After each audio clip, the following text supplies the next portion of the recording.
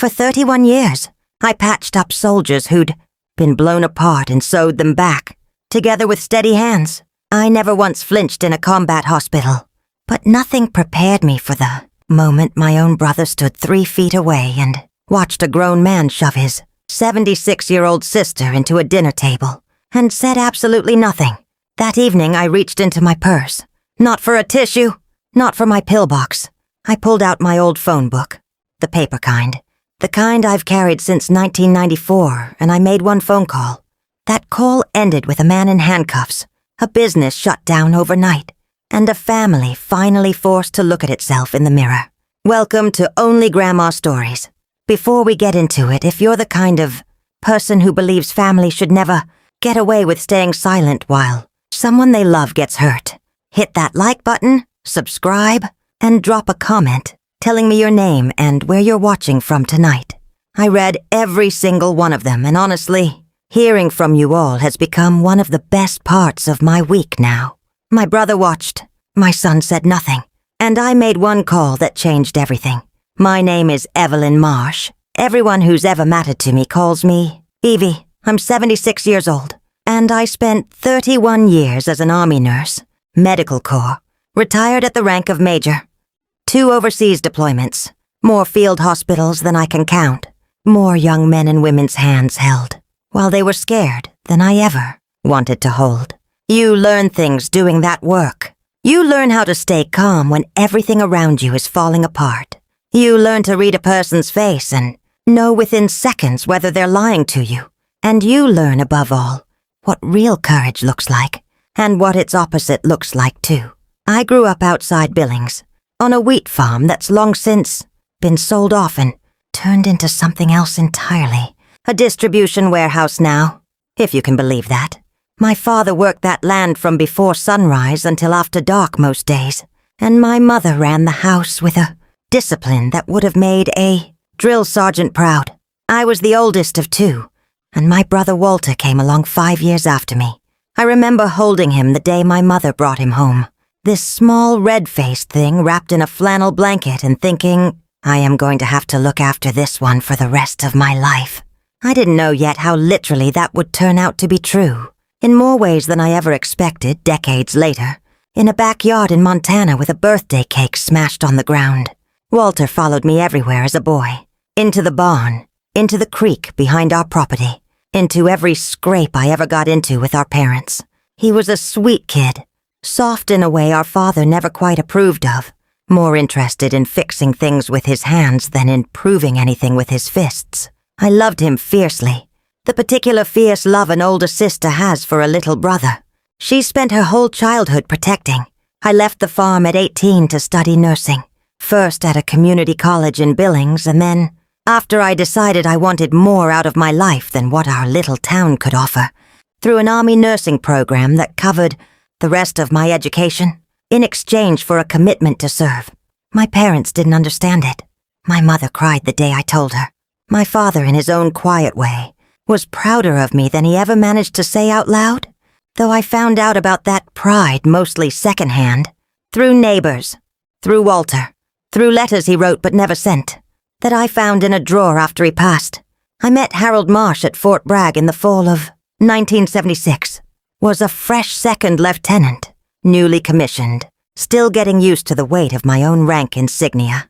Harold was a young infantry sergeant recovering from a training injury, a torn shoulder that had landed him on my ward for 3 weeks of physical therapy and, in his words, entirely too much boredom. He used to flirt with every nurse on that floor. All the other girls told me, but he claims to this day, and claimed for 39 years of marriage after that the moment he saw me change, another patient's dressing with what he called military precision, he decided I was the only woman on that ward worth actually talking to. We married 18 months later, in a small chapel on base, both of us in our dress uniforms, my father walking me down the aisle with tears in his eyes that he tried very hard to pretend weren't there.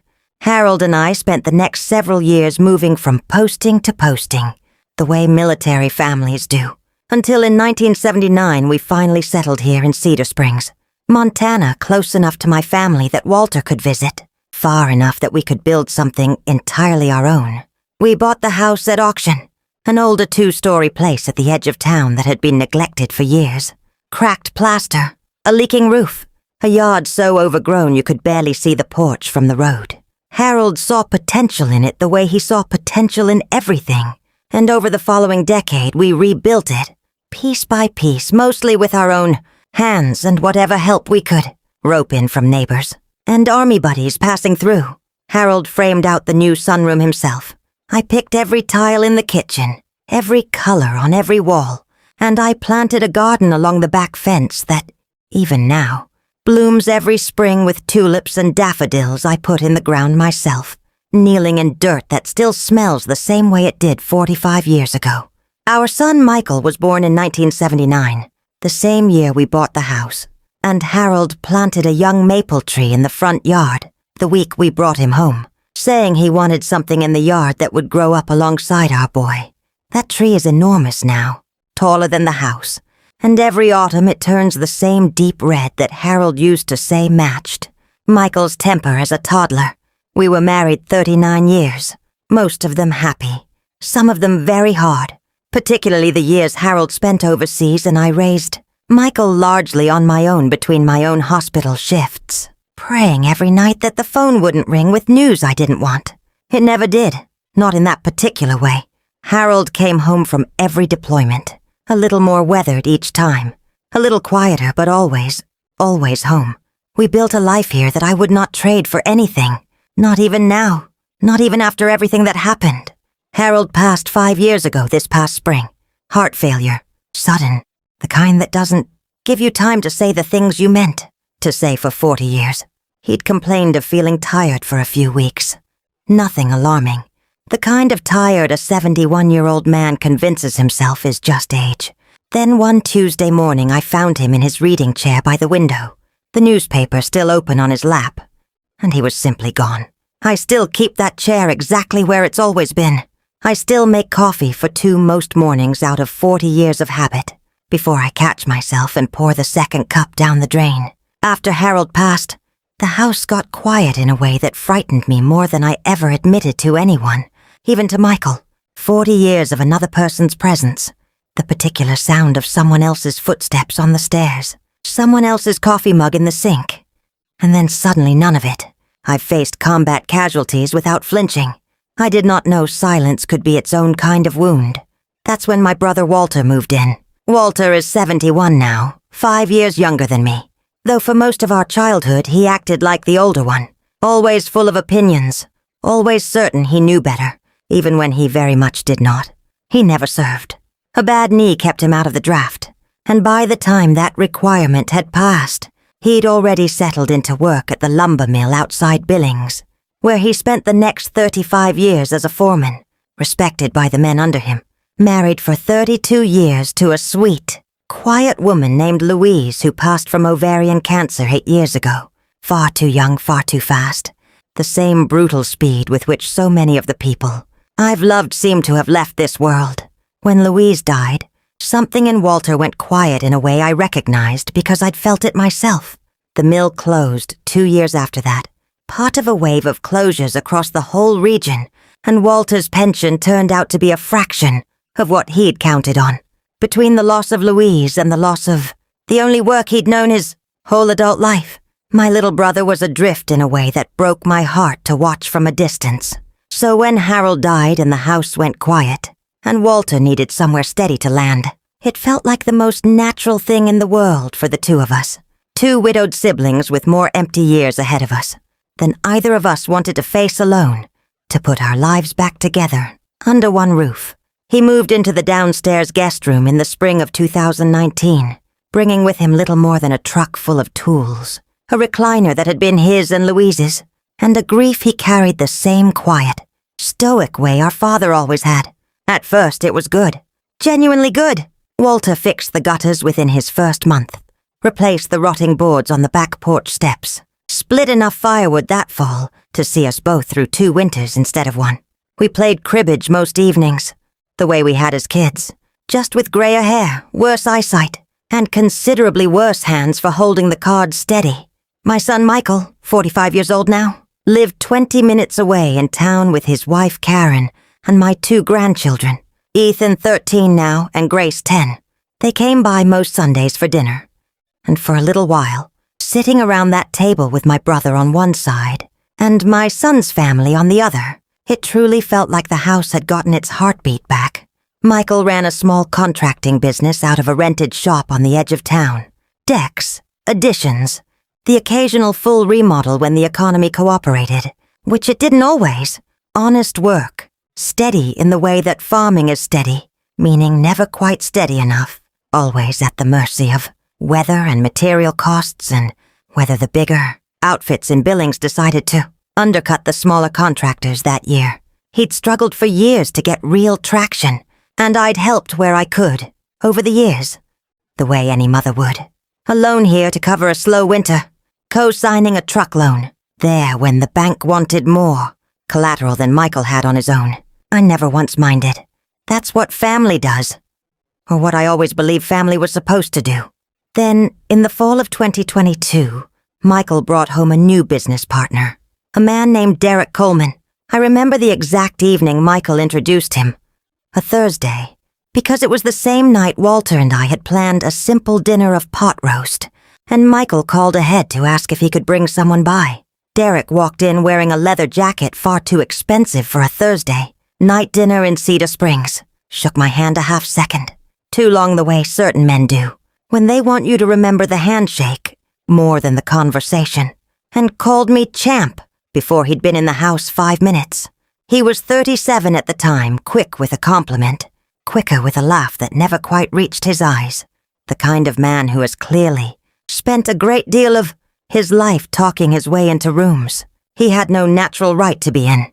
He had money, or at least the appearance of it, and he offered that very first evening, right there over pot roast, to invest in Michael's business, to help expand it, to take on bigger contracts than Michael had ever managed on his own. Michael was thrilled in a way that worried me even then, though I couldn't have told you exactly why. For the first time in years, my son talked about his work with real hope in his voice, and I did not want to be the mother who dampened that hope with suspicion I couldn't yet justify. I should have paid closer attention to the way Derek looked at my house that very first night. He complimented everything loudly, the way people do when they are taking inventory rather than admiring craftsmanship. "This is a beautiful piece of property, Mrs. Marsh," he said, standing in my front hallway, running his eyes along the crown molding Harold had installed by hand in 1985. "You know what land like this goes for now?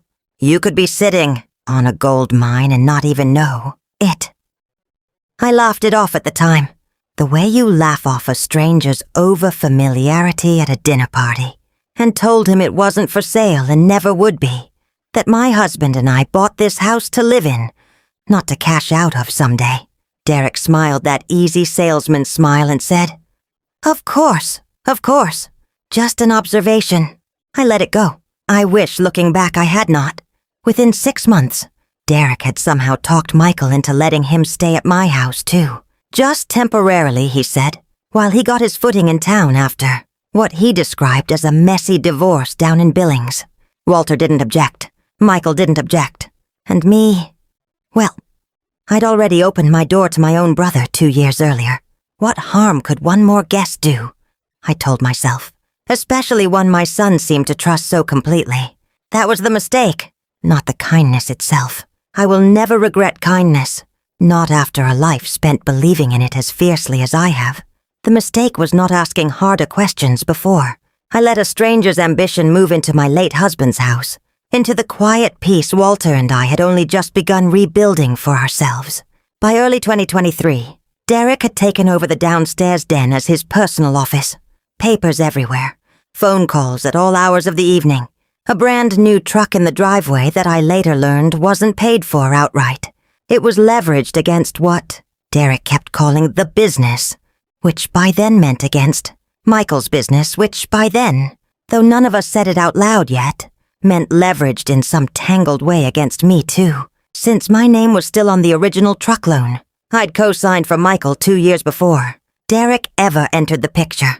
And since Michael distrusting and disorganized in the particular way kind people often are, had never quite gotten around to separating the paperwork the way he should have. Derek started making comments not long after that. Small ones at first, the kind you can almost convince yourself you misheard. You know, Mrs. Marsh, for a house this size, it sure could use some updating. Nobody wants these old floral wallpapers anymore. They make the whole place look dated. Or standing in my kitchen with his boots still on. Have you thought about downsizing at all? A place like this is a lot of upkeep for someone your age, especially living out here on your own, more or less. I would smile tightly and change the subject each time. I had raised a son alone through 2 deployments. I had run field hospitals under mortar fire. I did not need a 37-year-old man in cargo shorts telling me what a woman my age could or could not handle in her own home. Walter, for his part, went quiet whenever Derek was in the room. A habit I noticed early on but didn't yet understand the full weight of. Not agreeing with Derek exactly, but not defending me either. Just going still the way a man does, when he's decided that keeping the peace matters more than standing up for what's right.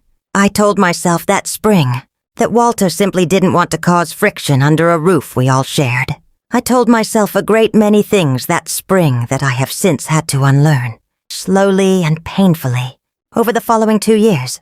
By the summer of 2023, Derek had stopped asking permission for anything at all. He rearranged the garage to fit his own equipment, pushing Harold's old workbench, the one Harold built with his own hands the same year we moved in, into a back corner under a tarp, without so much as a word to me first. He invited crews of subcontractors to eat lunch on my back porch on a near-daily basis without asking, leaving fast food wrappers in my flower beds that I'd find while weeding. He started referring to our property whenever he spoke to those subcontractors on the phone, gesturing broadly at my land with the same easy confidence of a man discussing something he already fully owned. I confronted Michael about it directly in July of last year. Your business partner talks like he already owns this place. I told him one evening after Derek had gone out. Michael sighed the particular sigh of a man who very badly does not want to have a difficult conversation with his own mother. Mom, Derek's just excited about the business, that's all. He talks big, always has. Don't take it personal. He doesn't mean anything by it. I wanted very badly to ask my son, since when talking big had come to include measuring my own property, line with his business, partner's tape measure while I watched through the kitchen window. But I let it go that evening, the way I had let so much go by then, because I loved my son and I was terrified of losing the fragile thread of closeness we'd only just gotten back after years, of him being too busy, too distracted, too swallowed up by his own struggling business to visit much at all. Walter said nothing that evening either. He was sitting in the next room with the television on low. I know for a fact he heard every single word of that conversation, because I saw him through the doorway, perfectly still, staring at a television screen he clearly wasn't actually watching. By that fall, Derek had stopped calling me Mrs. Marsh entirely. It was Evie now, said with a familiarity he had never once earned, usually followed by some version of a directive dressed, up to sound like a friendly suggestion. Evie, we're gonna need you to keep the cat inside today. The guys are running a saw out front and I don't want anyone tripping over her. I want to note that in 14 years my elderly cat, Biscuit, has never once caused a single problem for a single soul in this town. And the notion that a 14-year-old house cat needed to be managed for the convenience of a construction crew that had no business being on my property in the first place struck me, even then, as exactly the kind of small, telling arrogance that reveals a person's true character long before they ever do anything you could point to directly and call abuse. I want to be honest with you about something, because I think it matters. I am not a woman who scares easily. I have held a soldier's hand while medics worked frantically to save his leg. I have worked 18-hour shifts straight through mortar fire, drills without my pulse ever climbing past resting. I buried my husband without once falling apart in front of my grandchildren, not because I didn't grieve, but because I understood that they needed to see grief survived, not grief that swallowed a person whole. But there is a particular kind of exhaustion that comes from being slowly erased, inside your own home by someone who was never invited to erase you in the first place. It does not arrive like a mortar round all at once, impossible to miss. It arrives like water wearing down stone, so slow you do not notice the shape of yourself changing until one day you catch your own reflection and do not recognize how small you have allowed yourself to become. I started eating dinner earlier that autumn, before Derek and his crew got back from job sites, just so I could have 20 peaceful minutes alone in my own kitchen. I started keeping my important documents, Harold's discharge papers, my own retirement paperwork, the deed to the house, locked in a small fireproof box in my bedroom, closet instead of the downstairs filing cabinet because Derek had taken to helping himself to files he referred to as the business paperwork, files that somehow kept including documents that were mine and mine alone. Nothing at all to do with any business he and Michael were running. I told myself through all of it that this was temporary. I told myself Michael's business would stabilize soon enough, that Derek would eventually get his own place in town once his finances sorted themselves out, and that life would go back to something resembling the quiet, ordinary peace Walter and I had built together before any of this began. I did not know, not yet, exactly how wrong I was about how this particular chapter was going to end. Let me pause here and tell you something I've come to understand only in the past several months, something I think matters to anyone listening tonight, who recognizes even a piece of themselves in what I'm describing. The people who slowly take over your life rarely announce themselves as threats. They arrive charming. They arrive helpful. They compliment your cooking and fix your gutters and make you laugh at dinner. And it is precisely that early goodwill that makes the slow erosion afterward so difficult to name, let alone to stop. By the time you can point to a single moment and say, that's when it turned into something dangerous. The truth is, it had already been turning for a very long time. One small comment, one small boundary crossed at a time. If any of this sounds familiar to you tonight, if you're watching this with a knot in your stomach, because you recognize your own house, your own family, your own slow erasure in what I'm describing, please know you are not imagining it, and you are not overreacting. Trust that instinct. I wish I had trusted mine sooner. The night everything finally broke open into the open was Grace's 10th birthday party, the second Saturday of this past June. We had planned it for weeks. Karen wanted to hold it at my house because of the big backyard and Harold's old maple tree, perfect for stringing lights and setting up a small bounce house for the kids. I spent 2 full days baking, a lemon cake with raspberry filling, Grace's favorite, a recipe I'd made for Michael's own birthdays, when he was a boy and had kept making for his children ever since. Neighbors stopped by throughout the afternoon. Pastor Margaret Doyle from First Presbyterian, who had become a dear and steady friend of mine over the years since Harold passed, brought a small gift and stayed on for cake. My old friend Hal Jennings, a retired Navy man who lives 2 houses down, and who has looked out for me with the fierce, quiet loyalty of a true brother ever since Harold died, showed up early that afternoon specifically to help me set up the folding chairs before anyone else arrived. It was, for the first hour or so, a genuinely beautiful evening. Grace ran across the yard with her friends in a bright yellow sundress. Karen had bought her especially for the occasion. Ethan manned the grill with a confidence far beyond what most 13-year-olds have any business possessing, flipping burgers under Hal's watchful, amused supervision. For a little while, standing on my own back porch watching my family and my friends fill up my yard with laughter, I let myself believe that whatever tension had been slowly building in my house over the past year and a half could still somehow be smoothed over, given enough patience and enough Sunday dinners. Then Derek arrived, late, already irritated about some dispute with a subcontractor earlier that day, and things began to unravel with a speed I could never have anticipated.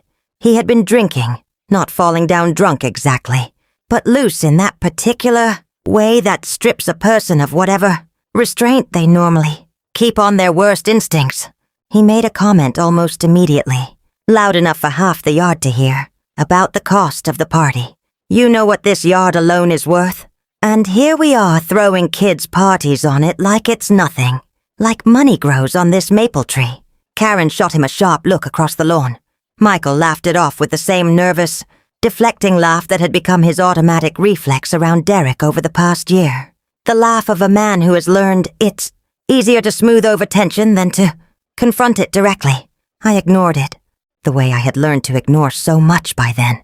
I had buried better men than Derek Coleman with more genuine dignity than I had ever once seen him display, and I was not about to let him ruin my granddaughter's 10th birthday. But around 8 o'clock that evening, as the sun began sinking behind the mountains, and people were gathering near the porch for cake, Derek cornered me directly, in front of at least a dozen people, including Pastor Margaret, Hal, my son, and my brother. "You know, Evie," he said, loud enough that the surrounding conversations began dying down one by one. "We really do need to talk about the property situation, honestly. This whole living here rent-free while the business figures itself out arrangement. It's just not sustainable long-term. We've put a lot of work into this place. A lot of money, too, if we're being honest. I think it's about time we had a real, honest conversation about what's actually fair here." I felt my entire body go still. The exact same particular stillness that used to settle over me right before. I walked into a triage tent full of incoming casualties. Calm on the surface, everything underneath sharpening to a fine point. "There is no we in the ownership of this house, Derek," I said, as evenly as I could manage under the circumstances. "This is my home. My late husband and I purchased this land in 1979, together with our own money, decades before you were even born. You are welcome here as a guest of my son, and I would very much appreciate you remembering that distinction going forward." Derek's expression changed instantly. The easy salesman's smile dropped away entirely, and what surfaced underneath it was something considerably colder. "A guest!" he repeated and laughed, short and sharp, entirely without warmth. "That's rich, honestly. You have any idea how much unpaid labor has gone into fixing this place up over the past 2 years? You think that was charity work? Michael and I have sunk real money into this house, real time, real sweat. You think you're just going to sit on it forever and cash out whenever you finally kick it, and none of us ever see a single dime of what we put in?" Someone in the crowd gasped audibly. I heard Pastor Margaret say his name aloud, low and clearly meant as a warning. I saw Karen's hand fly up to cover her own mouth in shock. "That is enough," I said, stepping toward him directly, refusing to back down the way. I had never once backed down from anyone in 31 years of active service. "You will not speak to me this way in my own home, in front of my own grandchildren, at my granddaughter's birthday party of all evenings." And that is precisely the moment Derek shoved me. Not a light push, not an accidental stumble in a crowded yard. A hard, open-palmed shove directly to my shoulder. The kind of shove meant to intimidate a person half his size and considerably less than half his strength. The kind of shove a man delivers only once he has stopped seeing the person standing in front of him as a person at all. I stumbled backward directly into the edge of the porch table, the very table where Grace's birthday cake sat waiting to be cut, and went down hard onto one knee, catching myself clumsily against a folding chair as the tablecloth yanked half off along with me, plates and cake and lit candles crashing loudly to the ground in front of everyone. For one long, ringing second, the entire backyard went completely silent. I looked up. My hip was already screaming in protest. My palm was scraped raw and bleeding against the concrete step beneath me, and the very first face I found in that silence belonged to my own brother. Walter was standing perhaps 8 feet away from me. He had watched the entire exchange unfold directly in front of him, start to finish, every single word, every second of it, and he did not move a single inch. He did not step forward. He did not say one solitary word in my defense. He simply stood there frozen, hands jammed deep into his pockets, eyes wide with what I can only describe now, looking back as a kind of paralyzed shock, like a man watching a storm roll in, that he had already quietly decided, somewhere deep down, was not his to stop. My own son Michael stood even closer to me than Walter did, and he too said absolutely nothing at first, not immediately. I watched him look at Derek. I watched him look down at me, on the ground, in front of the wreckage of his own daughter's birthday cake. And for what felt like an eternity but was probably only 3 or 4 agonizing seconds, my son, my only child, the boy I raised largely alone through 2 overseas deployments while Harold was away, the boy whose very first steps I caught on this exact lawn 42 years ago, stood there and did absolutely nothing at all. It was Hal who finally moved first, 75 years old, and he crossed that entire yard faster than I had seen him move in at least a decade, got a strong arm underneath me, and hauled me carefully up onto a chair with a gentleness that made my throat close up entirely. Pastor Margaret was right behind him, already dialing for an ambulance before I could even manage to tell her I did not think I needed one. Karen finally seemed to snap out of whatever shock had frozen her in place and quickly pulled the children away from the scene, Grace already crying loudly, utterly failing to understand what she had just watched happen to her own grandmother at her own 10th birthday party, and only then, only after Hal had already caught me, only after Pastor Margaret was already speaking urgently into her phone, did Michael finally find his voice at all. Derek, man, you can't just a weak, stammering half-sentence that trailed off into nothing, not a defense of his own mother. A hesitant, half-formed negotiation, directed at the man who had just knocked her to the ground in front of an entire yard full of witnesses. Derek did not look sorry in the slightest. If anything, he looked mildly annoyed, as though I had caused an inconvenient scene simply by falling. I want you to understand something about that particular moment, watching all of this unfold from the ground, my own blood dripping slowly onto my granddaughter's birthday tablecloth. It was not the shove itself that broke something loose inside me. The Lord knows I have taken far worse over the course of my life. It was watching 2 grown men I loved with my whole heart, my own blood, my own son, stand there and let it happen in front of me without moving. It was watching my little brothers face do absolutely nothing while his own sister hit the ground in front of him. That is the exact moment the fear left me completely, all at once like a tide pulling out, and something considerably colder, considerably steadier, rushed in immediately to take its place. I let Hal help me back up onto my feet. I told Pastor Margaret I was fine, though I let her examine my bleeding palm anyway, because arguing with a pastor in the middle of a crisis has never once worked out in my favor in my entire 76 years on this earth.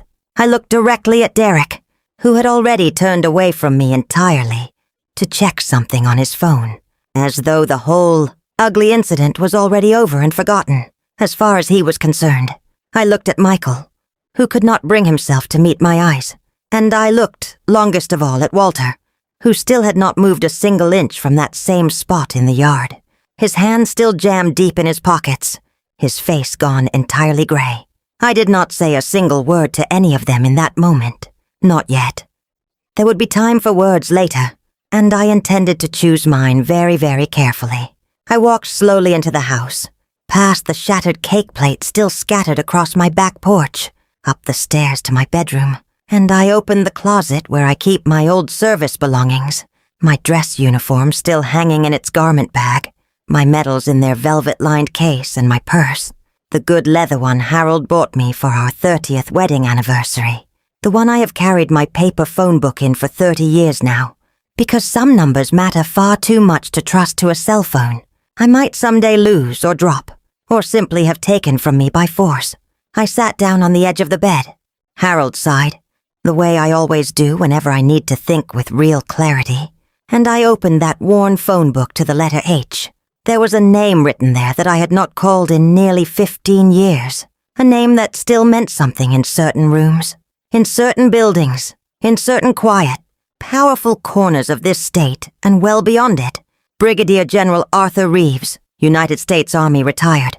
I served under then Colonel Reeves for 6 full years, 2 of them overseas together, through some of the hardest conditions either of us had ever worked under.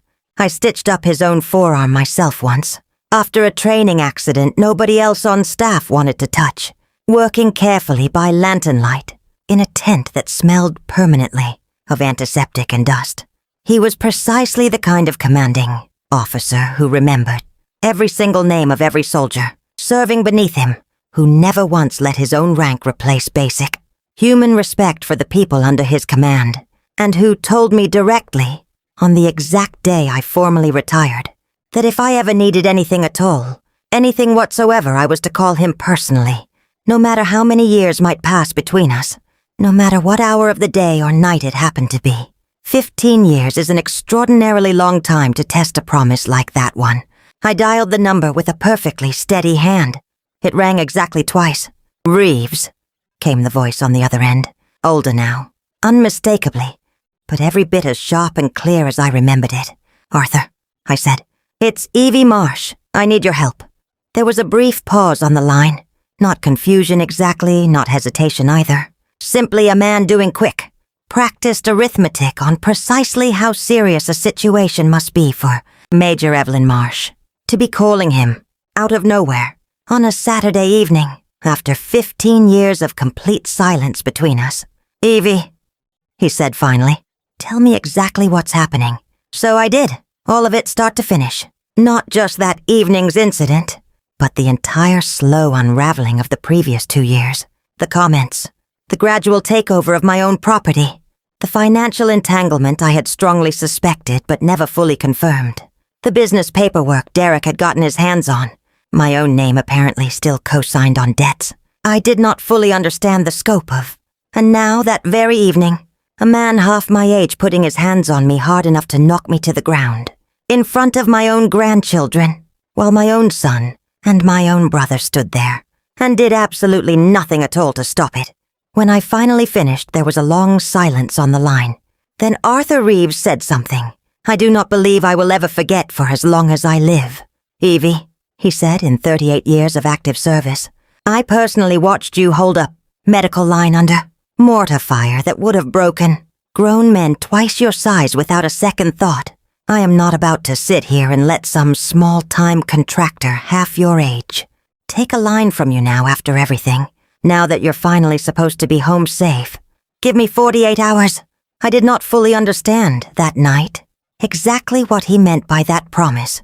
I found out over the course of the following 2 weeks precisely what a single phone call to the right man, at the right level, with the right decades of hard-earned trust behind it, can quietly set into motion.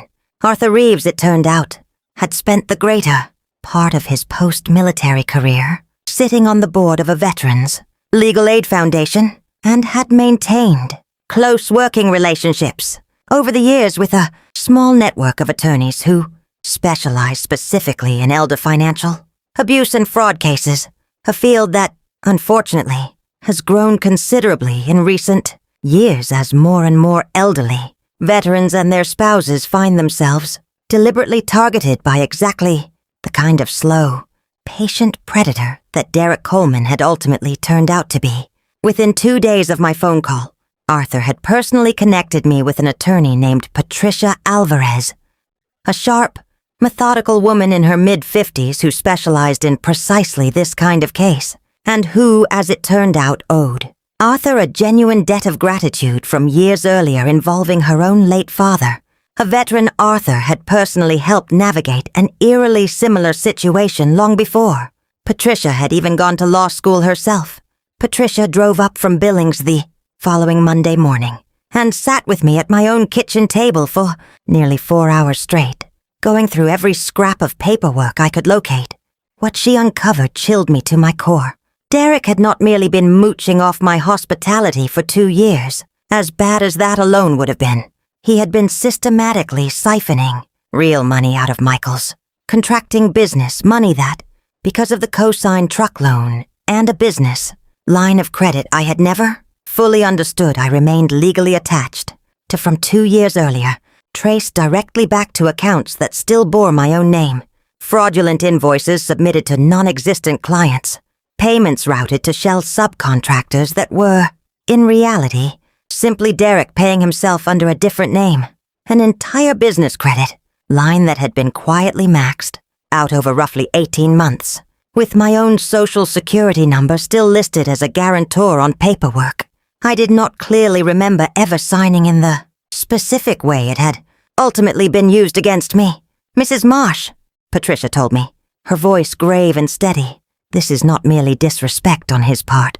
This is financial elder abuse, plain and simple, and depending on precisely how deep this fraud actually goes, it very likely constitutes outright criminal fraud as well. We need to move quickly, and we need to move with real care. We filed for an emergency protective order the following Wednesday morning, citing the physical assault that had occurred at Grace's birthday party as the primary incident. Pastor Margaret and Hal both gave detailed, sworn statements without a moment's hesitation. And so too, eventually, painfully, did Karen. We also filed a formal financial complaint with the State Attorney General's office regarding the underlying business fraud, with Patricia coordinating closely throughout with a steady, methodical detective in the Cedar Springs Police Department named Ray Holloway, who took one careful look at the paper trail Patricia had already assembled and said, flatly and without hesitation, "This is one of the cleanest fraud cases I have personally seen walk through this door in a good many years." He didn't even try particularly hard to hide any of it. Men like this rarely think anyone is ever actually going to check the numbers closely. Derek was formally served with the emergency protective order on a Thursday afternoon, directly at Michael's job site, in front of his own entire work crew. I heard afterward from Hal, who heard it in turn from a neighbor who heard it from someone who had actually been present on the crew that day, that Derek's reaction in the moment was genuinely ugly. Screaming, empty threats, a loud promise that he intended to bury the entire Marsh family in lawsuits before he was through. Patricia had warned me in advance that he might react precisely that way. Men like this always threaten loudest right at the exact moment they finally realize they have already lost, she told me calmly. Do not let it frighten you, Mrs. Marsh. You have survived considerably worse than Derek Coleman in your life, and you will survive this too. She was, of course, entirely right. I had. The 48 hours Arthur had originally promised stretched into 3 genuinely tense, exhausting weeks. Derek hired an attorney of his own fairly quickly, a young, overconfident man who had clearly not been fully briefed on the true scope of everything. Patricia and Detective Holloway had already carefully assembled against his client when the full fraud documentation was finally laid out, plainly on the table in front of him. The falsified invoices, the Shell subcontractor payments, the maxed-out credit line tied directly to my own Social Security number without my full informed consent. Derek's own attorney reportedly asked to be formally excused from the case within that same week. I understand from Patricia that this is generally considered a very bad sign indeed for any client, when your own hired attorney no longer wants anything further to do with your case.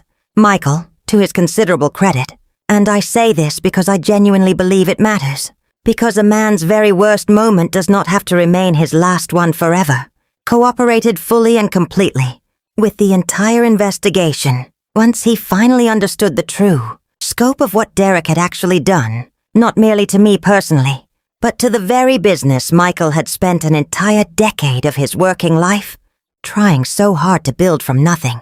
I believe, looking back now, that some part of my son had already known, for far longer than he ever wanted to admit even to himself, that something about the arrangement with Derek was not right, but knowing something quietly, privately, and finally admitting it out loud, especially to yourself first, are 2 entirely different acts of courage. And Michael was still learning that summer which kind of courage he actually possessed.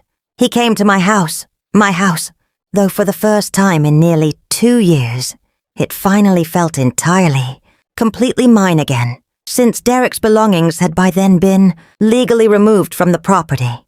The same week the protective order was formally granted, on a quiet Tuesday evening in early July.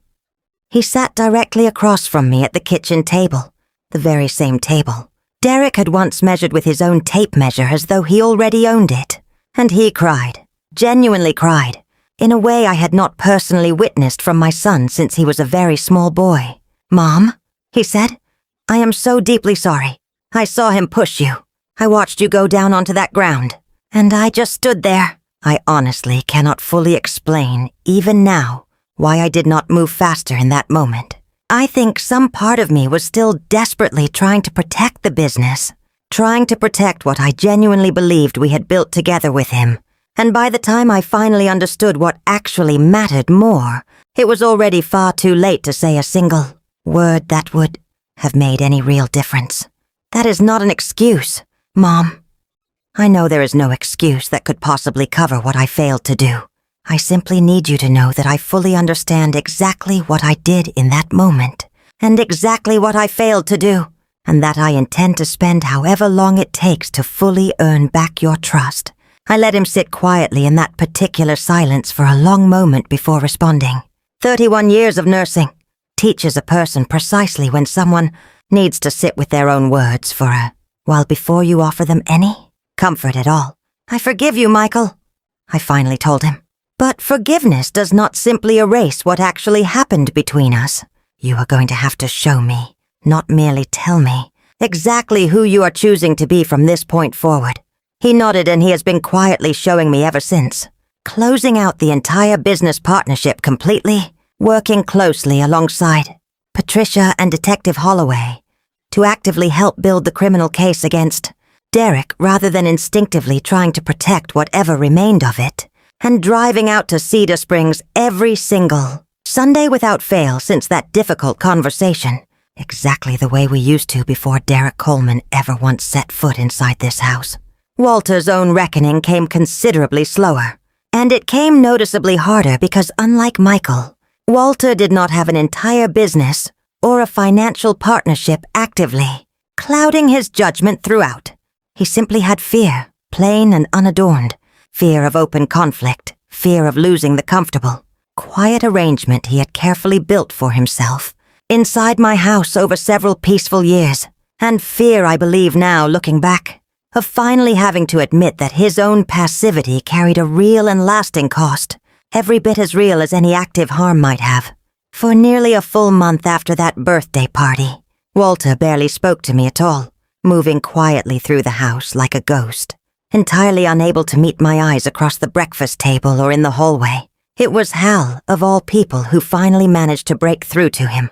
The two of them had become genuinely close, unlikely friends over the years.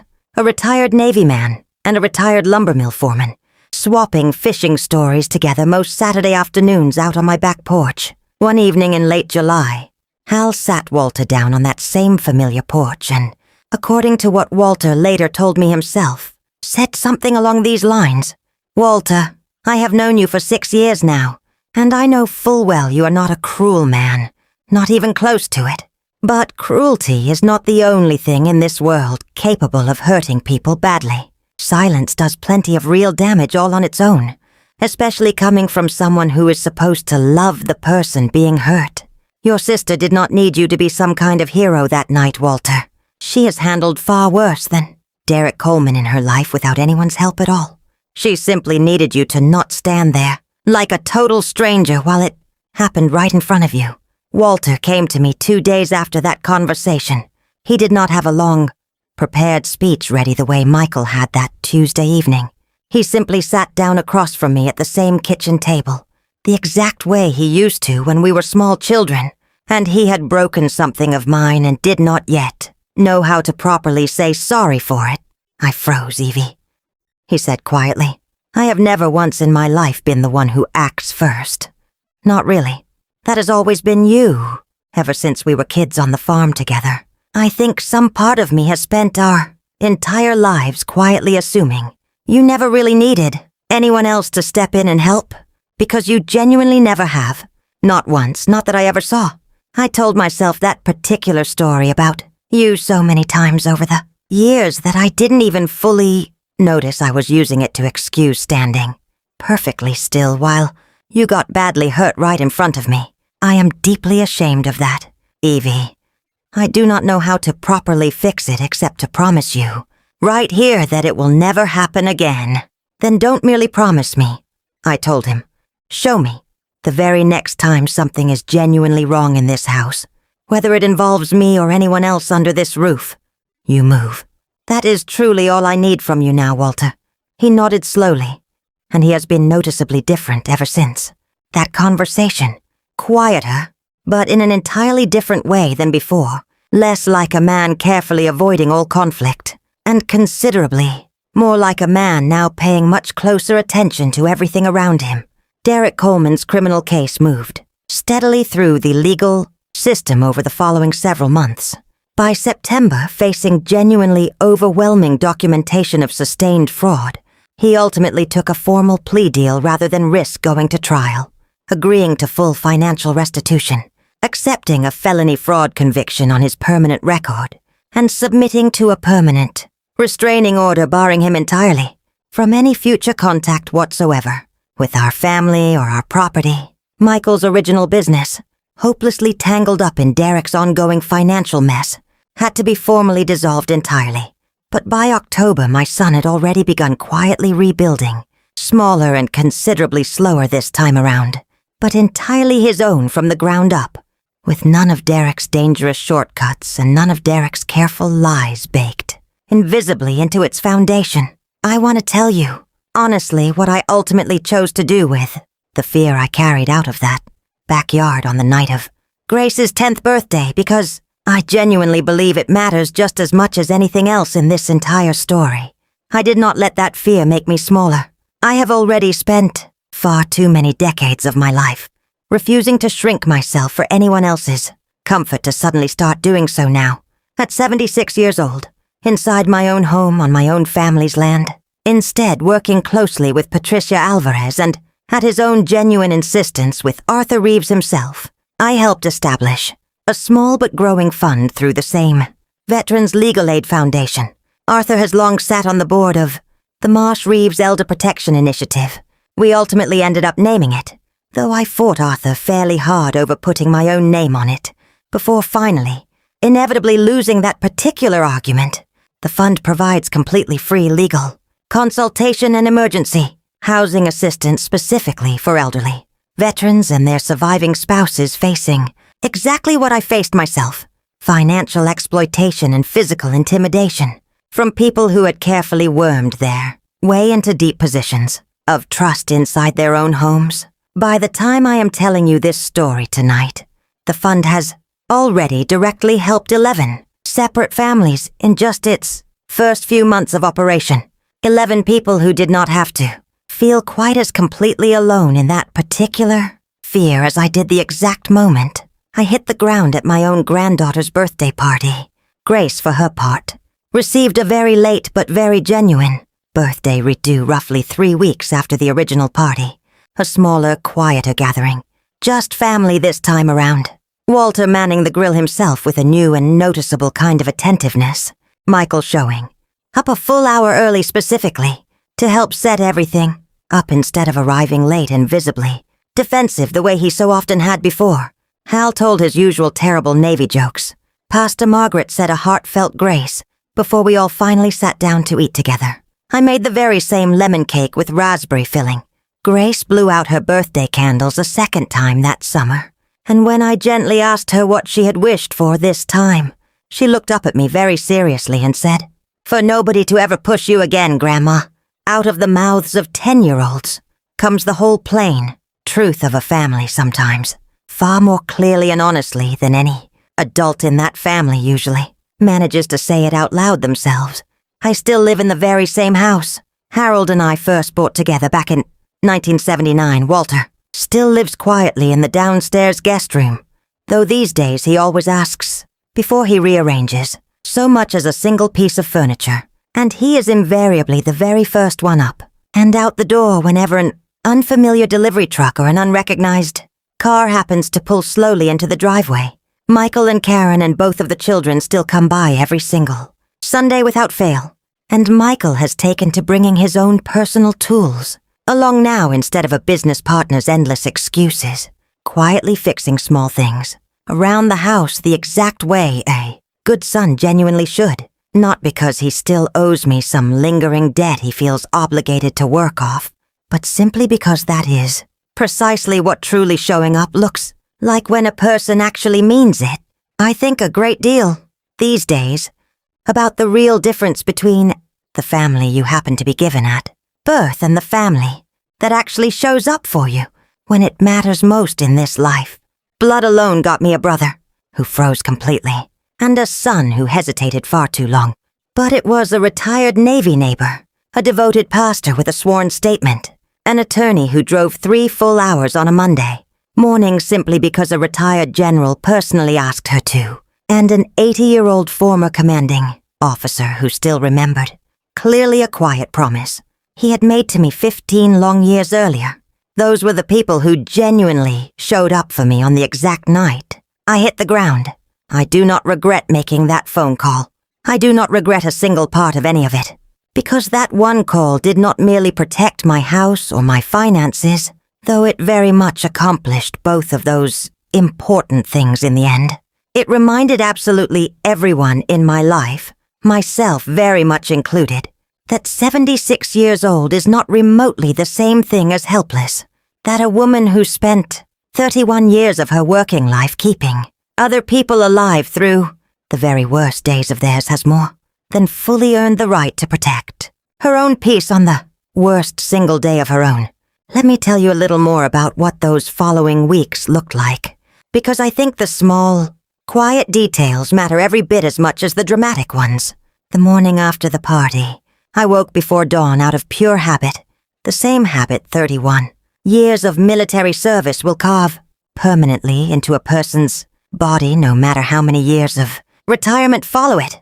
My hip ached fiercely where I had landed against that porch step, a deep purple bruise blooming slowly across my thigh that would take the better part of 6 weeks to finally fade completely. I sat at my kitchen table alone in the gray early light, nursing a cup of coffee I did not particularly want. And I made a list, the exact way I have made lists my entire disciplined life.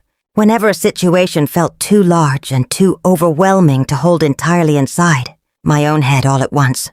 Call Arthur back to confirm next steps. Secure the fireproof lockbox somewhere Derek cannot possibly access it. Change the locks on the garage and the shed. Speak with Detective Holloway directly, in person, as soon as possible. Do not, under any circumstances, sign a single additional piece of paper. Derek or Michael hands me without, Patricia reviewing it first. That list sat on my kitchen table for the entire following 2 weeks, growing longer by the day as new items occurred to me, and crossing off each individual task, one at a time, gave me a small, steady sense of forward motion during a period when very little else in my life felt remotely steady at all. Detective Holloway came out to the house himself that following Tuesday, a broad-shouldered man in his early 50s with kind, tired eyes and a notepad he filled almost entirely with his own small, careful handwriting.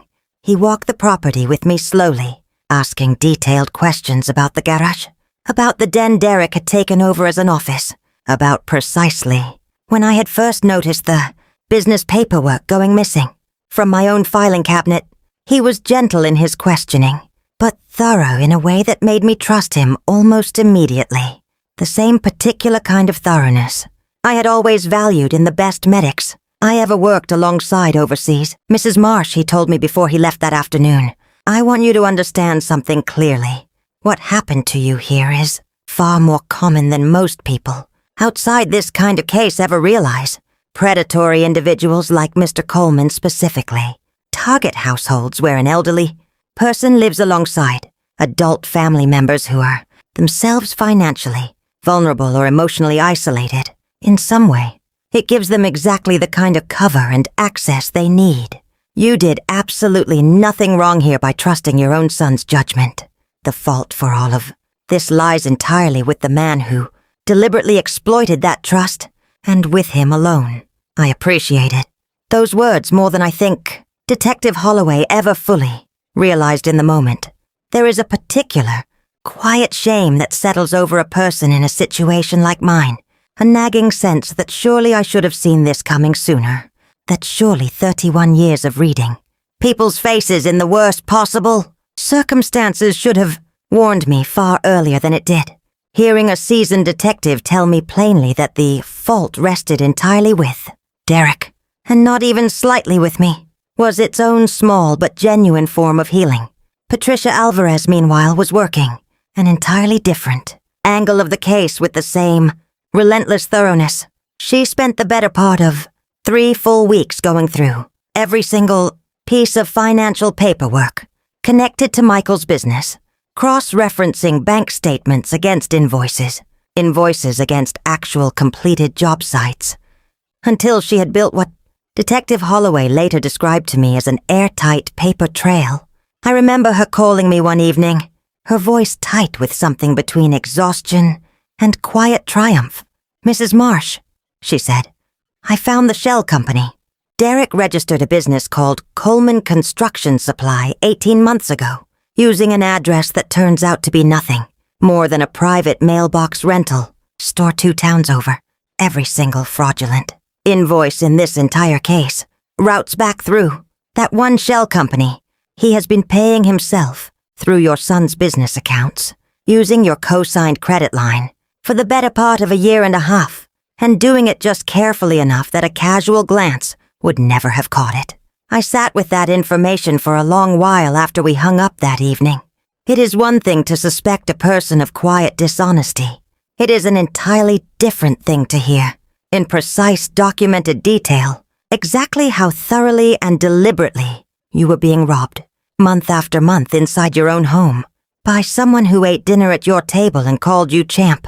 The confrontation with Derek's own attorney, the one who ultimately withdrew from the case, happened during a tense conference call in late July that I was invited to sit in on, though I mostly listened in silence while Patricia did the talking.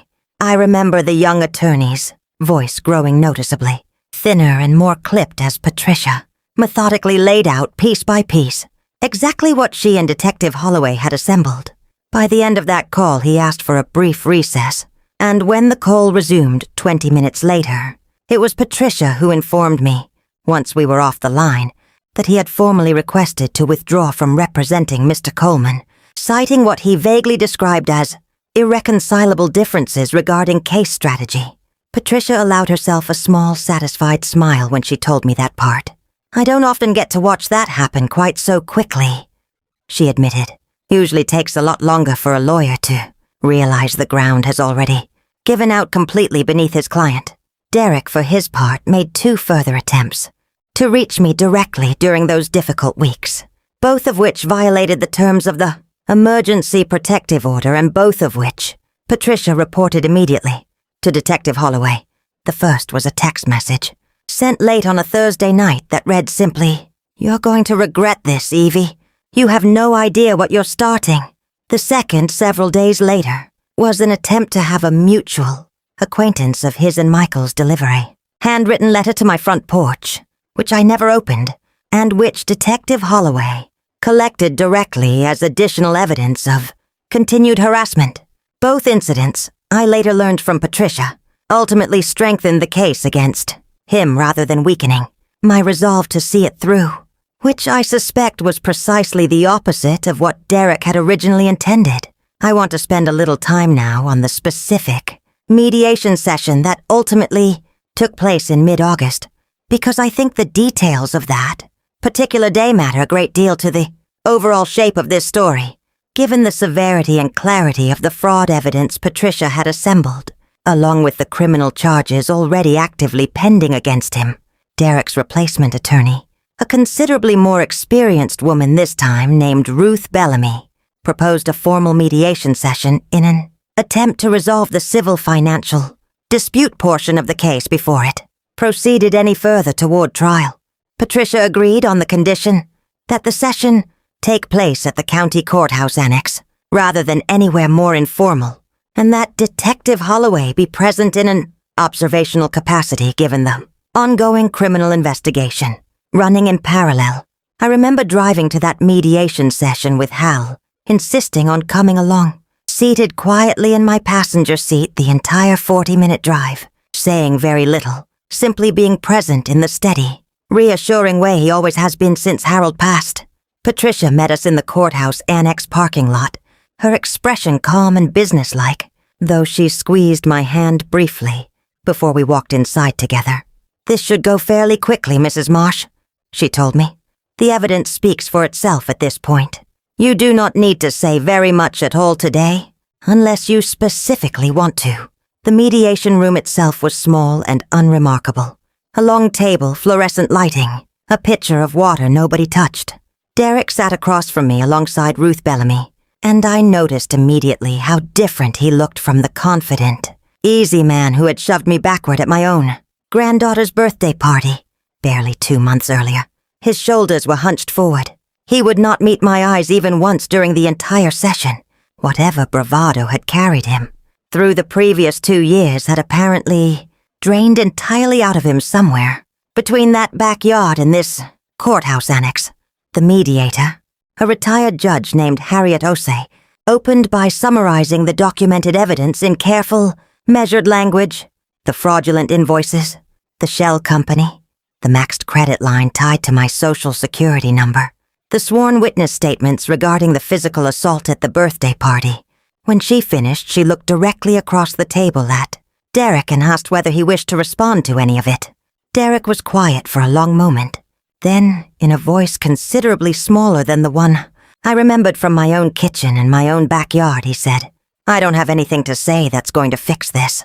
I know that. I got in over my head trying to make the business look more successful than it actually was, and I let that turn into things I shouldn't have done.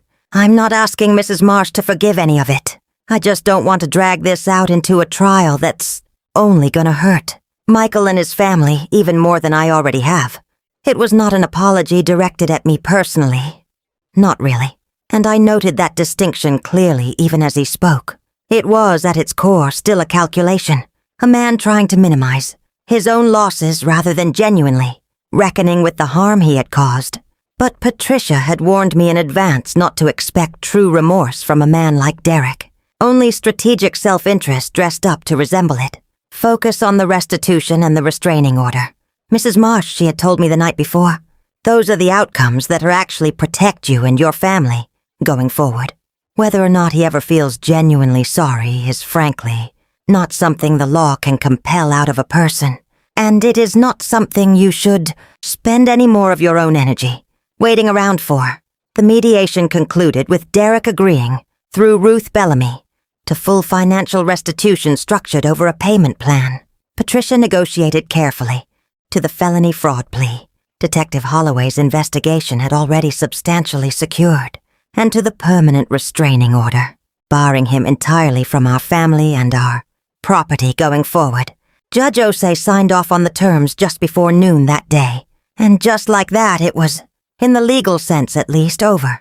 I remember walking back out to the parking lot with Hal beside me, the August sun warm on my face, and feeling something I had not expected to feel quite so strongly in that moment. Not triumph exactly. Something quieter and steadier than that. Something closer to simple relief. The particular relief of finally setting down a weight I had been carrying, without even fully realizing its true size, for the better part of 2 full years. Hal drove us home that afternoon, and partway through the drive, he reached over and patted my hand once, briefly, the way he has done occasionally since Harold passed, a small gesture that has always said more than any words he could have chosen instead. "You did good today, Evie," he said simply. "Harold would be proud of you." I had to look out the passenger window for a little while after that, because I did not entirely trust my own voice to answer him back just yet. I want to say a little more, too, about Karen, my daughter-in-law, because her own part in this story deserves to be told honestly, not glossed over. Karen struggled enormously in the weeks immediately following the birthday party. She had, after all, been standing right there in that backyard, too. And though she moved quickly to protect the children the moment the shock wore off, she carried her own quiet guilt afterward, about not having intervened sooner herself, about having spent nearly 2 years watching Derek's behavior grow steadily more entitled inside my home without ever once speaking up clearly against it, either to Michael or to me directly. She came to see me alone on a rainy afternoon in late July, sitting across from me at the same kitchen table where Michael and Walter had each already made their own reckonings. "Evie," she said, her voice unsteady, "I need you to know I saw it building too. The comments, the way he started acting like he owned this place. I told myself it wasn't my place to say anything, that it was between you and Michael and Walter, that I was just the daughter-in-law and it wasn't really my business to interfere. But that's not true, is it? I was a grown woman standing right there watching it happen, and I stayed quiet because speaking up felt uncomfortable, and I am so deeply sorry that my comfort mattered more to me in the moment than your safety did. I appreciated Karen's honesty more than I think she realized in that moment. Unlike Walter and Michael, nobody was demanding an apology from her specifically, and yet she offered one anyway, unprompted simply because she had done her own quiet reckoning and decided the truth mattered more than her own comfort. That kind of unprompted honesty, I have found over a long life, tells you a great deal about a person's real character. You don't owe me the same apology Michael and Walter owed me, Karen, I told her. But I thank you for it all the same. And for what it's worth, you were the one who got those children away from that scene the fastest. Don't discount that. In the moment that mattered most for Ethan and Grace, you moved without hesitating for even a second. That counts for a great deal in my book. She cried a little at that, and I reached across the table and held her hand the way I have held the hands of frightened people my entire working life, and something between us settled into a steadier, more honest place after that particular afternoon. I should also tell you about Ethan, my 13-year-old grandson, because his own reaction to everything that happened has stayed with me, perhaps, more than almost anything else in this entire story. Ethan had been over by the grill with Hal when the confrontation happened. Close enough to see it unfold, but not quite close enough to hear every word clearly. In the weeks afterward, he grew unusually quiet around the house, more withdrawn than his usual chatty 13-year-old self. And it was nearly a month before he finally worked up the courage to talk to me directly about what he had witnessed. We were sitting together on the back porch one Sunday evening in August, the rest of the family inside cleaning up after dinner, when he finally said, "Without quite looking at me, Grandma, I keep thinking about that night, about how nobody moved fast enough. Dad didn't move. Uncle Walter didn't move. I didn't move either. And I was standing right there. I just froze up completely. And I keep wondering if that means something's wrong with me too. I want you to understand something very important, Ethan," I told him, choosing my words as carefully as I have chosen almost anything in my entire life. Freezing in a moment of shock does not make you a bad person. It makes you a 13-year-old boy who had never once in his life seen an adult he trusted hurt another adult he loved. Your body simply did not know yet how to process that. What matters now is not what happened in that single frozen second. What matters is what you choose to do the next time you see someone you love in trouble, now that you know, firsthand, exactly what that frozen feeling is like from the inside. That knowledge is not a weakness. Ethan, it's the beginning of real courage if you let it be. He was quiet for a long moment, staring out at Harold's old maple tree in the fading evening light. Then he said quietly, "I'm not going to freeze next time, Grandma. I promise." I told him I believed him completely, and I meant it because I have found, over a very long life spent watching people at their absolute worst and their absolute best, that the young are often far more capable of genuine, lasting change than the old ever give them credit for. Let me tell you now about the months that followed, because I think the slow, ordinary rebuilding of a family matters just as much to this story as the dramatic collapse that came before it. By late September, once Derek's plea deal had been formally finalized and the restraining order permanently entered into the county record, life in Cedar Springs began settling into a new and considerably steadier rhythm.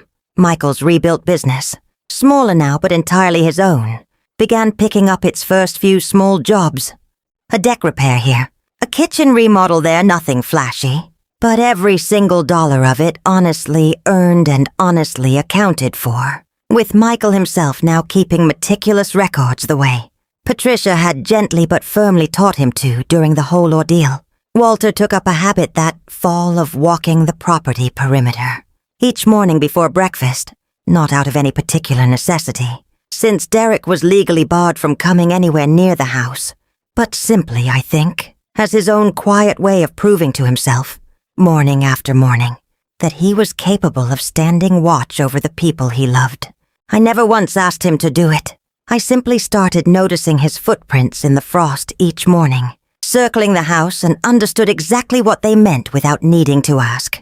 Hal and I fell into an easy new routine of Wednesday evening dinners together. Just the two of us. Something that had started almost accidentally during the height of the investigation when he'd shown up with a casserole one particularly hard evening and simply never quite stopped coming by. Pastor Margaret began stopping by most Friday afternoons for tea, and somewhere over the course of that fall, without either of us ever quite naming it out loud, my house filled back up with the particular kind of steady, ordinary company that makes a place feel genuinely like a home again, rather than merely a house a person happens to occupy. The Marsh Reeves Elder Protection Initiative held its first official fundraising dinner in October, right there in Cedar Springs, at the community hall down by the church. Arthur Reeves flew in personally for the occasion, 80 years old now, and still ramrod straight in his posture, and gave a short speech that had half the room, myself very much included, reaching for tissues by the time he finished. He spoke about the promise he'd made me 15 years earlier, about what it means for an officer to genuinely mean it when he tells the people under his command that he'll be there if they ever need him, no matter how many years pass in between. Some promises he said that evening, standing at a small podium in a community hall in a small Montana town, don't come with an expiration date attached. Evie Marsh held a medical line under fire for people half her age who never got the chance to properly thank her for it. The very least the rest of us can do is hold a line for her, and for everyone like her, now that it's finally her turn to need it. I did not entirely trust my own voice to speak after that, so Patricia stood up instead and read a brief statement I had written out beforehand about the 11 families the fund had already helped by that point, about the particular loneliness of realizing the people closest to you have let you down, and about the equally particular relief of discovering that other people, sometimes people you barely know, are willing to show up for you anyway, simply because it is the right thing to do. By November, Michael and Karen hosted Thanksgiving at their own house for the first time in nearly 3 years. A small but deliberate gesture I understood clearly for exactly what it was. My son finally reclaiming his own role as the head of his own household rather than continuing to lean on his mother's table and his mother's cooking, the way he had in various ways, for far too long. I brought the same lemon cake with raspberry filling I have made for every family celebration for over 40 years now, and Grace helped me carry it in from the car herself, careful and proud, insisting on holding it steady, with both hands the entire walk from the driveway to the front door. Walter carved the turkey that year, a task that had always been Harold's, back when Harold was alive, and that Michael had somewhat awkwardly taken over in the years since, without ever quite feeling comfortable in the role. Watching my brother stand at the head of my son's table, carving knife in hand, taking real, visible pride in doing the job carefully and well, I felt something in my chest settle that had been unsettled for the better part of 2 years. Christmas that year was quiet and full at the same time. Everyone gathered back at my own house, the same maple tree outside now bare of leaves, but strung with the same string lights Harold had put up every December for nearly 4 decades before he passed, a tradition Walter had taken over without my ever having to ask him to. Ethan gave a small, careful speech before we ate, something he'd clearly practiced beforehand, thanking everyone at the table for showing him, over the course of that hard year, what it actually looks like when a family decides to do better rather than simply pretend nothing had ever gone wrong in the first place. Grace, not to be outdone by her older brother, insisted on adding her own toast immediately afterward, raising her glass of apple cider solemnly, and declaring to Grandma, for making the best cake and for being the bravest person I know. I laughed and cried in roughly equal measure at that, which I have come to understand over a very long life is usually a fairly accurate sign that a moment matters more than words alone can properly hold. I think often these days about what I might say to someone else out there, watching this story unfold from wherever they happen to be tonight, who recognizes even a small piece of themselves in what I have described. Perhaps you have your own version of Derek in your life, Someone who arrived charming and slowly, patiently made themselves impossible to challenge. Perhaps you have your own version of Walter. Someone you love dearly who has, for reasons of his or her own fear rather than any real cruelty, gone quiet at exactly the moment you needed them to speak up. Perhaps hardest of all, you have your own version of that single frozen moment, standing perfectly still while something you should have stopped happened right in front of you anyway. If that is you tonight, I want you to hear this clearly, the same way I eventually had to hear it myself, sitting alone, on the edge of my late husband's side of our bed with an old phone book open in my lap. You are never too old, and you are never too tired, and you are never too thoroughly alone to reach for whatever it is you still have left in your own purse, whatever old promise, whatever old number, whatever old reserve of courage you have been quietly carrying with you your entire life without ever having needed to use it. Quite this way before, you may be genuinely surprised, the way I certainly was, by exactly how many people are still willing to show up for you, even after all these years, even after everyone closest to you has already let you down once, if you simply find the courage to ask. I am 76 years old. I have buried a husband I loved for 39 years. I have watched my own brother freeze in place while I was hurt in front of him, and I have watched my own son hesitate a beat too long before finally finding his voice. And I can tell you, with the same steady certainty I once brought to a triage tent under fire, that none of that, not one bit of it, was ever a reflection of my own worth or my own strength, or my own right to be protected and respected inside my own home. It was only ever a reflection of what fear does to good but imperfect people, and of exactly how much courage it can sometimes take, even for the people who love us most, to finally choose differently. I am Evelyn Marsh from Cedar Springs, Montana. I hope tonight, wherever in the world you happen to be watching from, you will do me one small favor before you go. Tell me your name in the comments below, and tell me exactly where you're joining me from tonight. I read every single one of them myself, and after everything my own family went through this past year, I have come to understand, more deeply than I ever expected to at my age, just how much it truly matters to know you are not facing your own hardest nights entirely alone. If this story meant something real to you tonight, I would be so grateful if you would hit subscribe so you do not miss whatever comes next, and please, take good care of each other out there. In whatever way you are able to. Take care of each other, and never ever let silence be mistaken for peace.